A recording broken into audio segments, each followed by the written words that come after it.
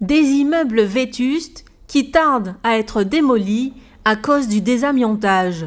Cette opération qui nécessite un diagnostic et un certain nombre d'analyses avant d'être mise en œuvre coûte cher, bien plus cher en Guadeloupe qu'au niveau national.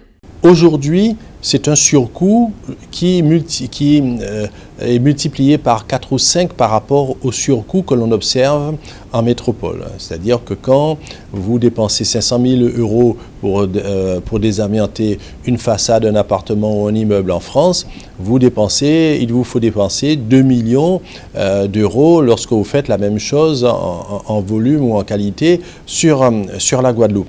Freiné par ce surcoût, notamment dans son important projet de rénovation urbaine, Jacques Bangou, le maire de Pointe-à-Pitre, a fait part à Erika Barretz, la ministre des Outre-mer, de la nécessité de mettre en place une véritable filière de désamiantage dans le département.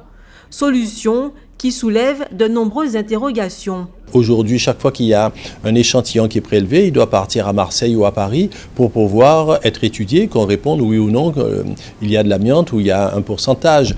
Comment faire envisager le transport? Y a-t-il des solutions d'enfouissement local ou faut-il, pour des raisons écologiques, s'abstraindre à faire l'envoi sur d'autres sites en France ou ailleurs? Donc voilà les questions qui sont posées. Lors de sa visite en Guadeloupe, la ministre des Outre-mer a fait savoir que cette problématique a été prise en compte. Je propose que nous puissions rentrer dans cette réflexion action.